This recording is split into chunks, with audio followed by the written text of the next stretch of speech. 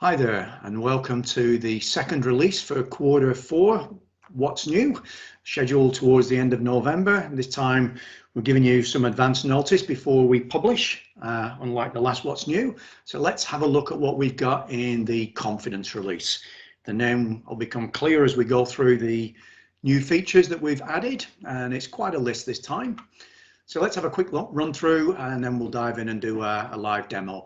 So just a reminder that we've got the Certified Administrator and People Manager training available, including exams, around about half a day, and directed at people that are managing SkillsTx as administrators, giving them insights into Sophia and various other aspects, and the People Manager training so they can have meaningful conversations with their people, discuss their career development plans, etc.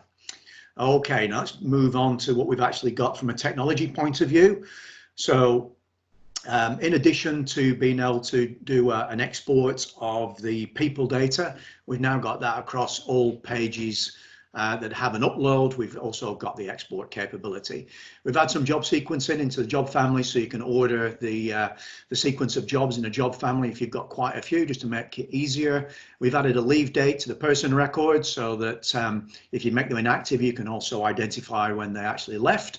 And in the admin console, finally, when you copy a job, you can actually opt to copy any skill attributes that you've got assigned to that job as well. Moving on to the planner console, quite a lot in here.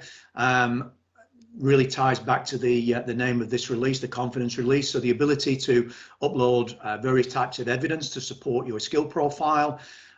When managers or team leaders are approving skill profiles, they can add notes. In fact, it's mandatory now, albeit you can just add a word or two, but we obviously encourage that some reasonable notes are added.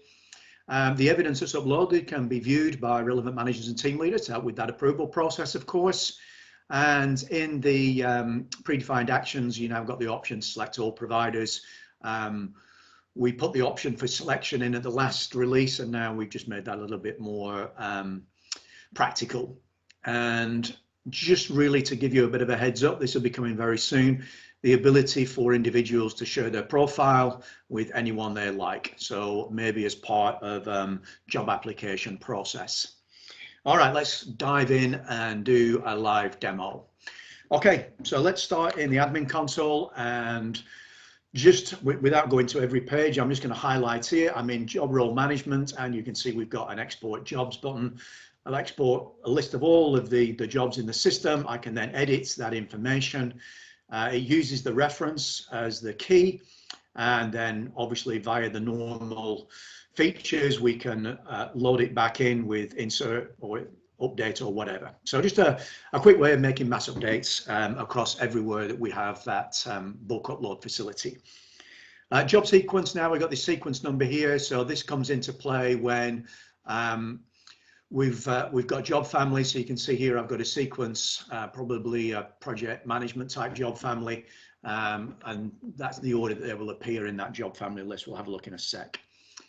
If we just nip over and have a look at the person details, so we've added a new field here. So leave on, it's obviously a date field, as you can see. So just to give that little bit more information should you require it. And then back to job role management, the option here that if we copy a job, so I'll just go into copy, it actually gives me the option to copy the attributes or don't copy the attributes to the new job. So just a little bit more practical functionality there. In the job family, as I mentioned, we can now sequence. So the sequence that you provide. So here we've got PMO, and they're in the sequence that I'd included in the job role management. Let's fire over into the planner because we've got quite a few things that we've been doing over here. So I'm logged in as an individual. That's the manager and team leader of people. So let's have a look at that side of things. So I'm going to click on my people. We're going to get a list of the people. Two of them have got approved profiles for the Sophia profile. If I go in and view, it'll bring up that person's profile.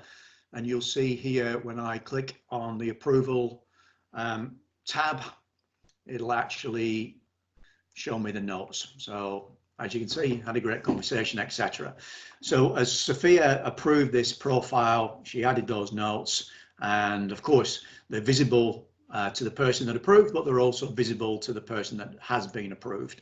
So they'll be able to see those notes as well. As always, if the person edits their profile, that approval will be withdrawn.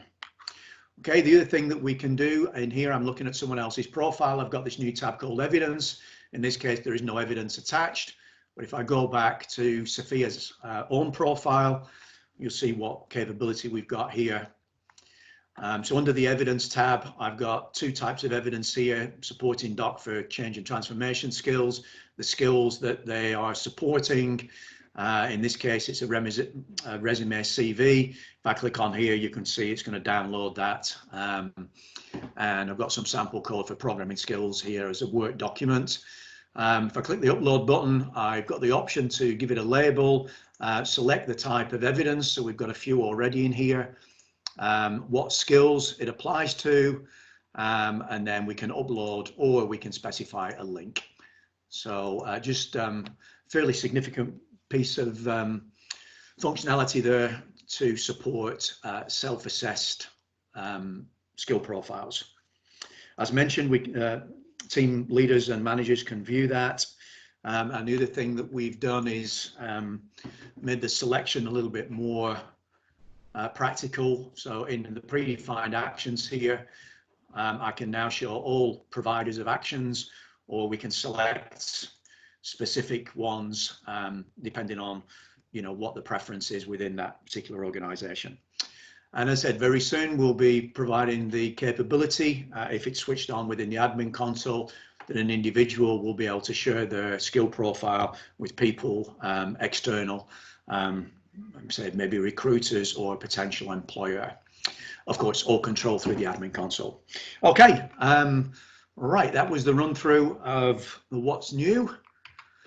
As always, any questions, contact me at paul.collins@skillstx.com. I hope you enjoy those new features, and we'll keep you updated. We'll certainly be having another release before the end of the year with quite a few new exciting things coming along.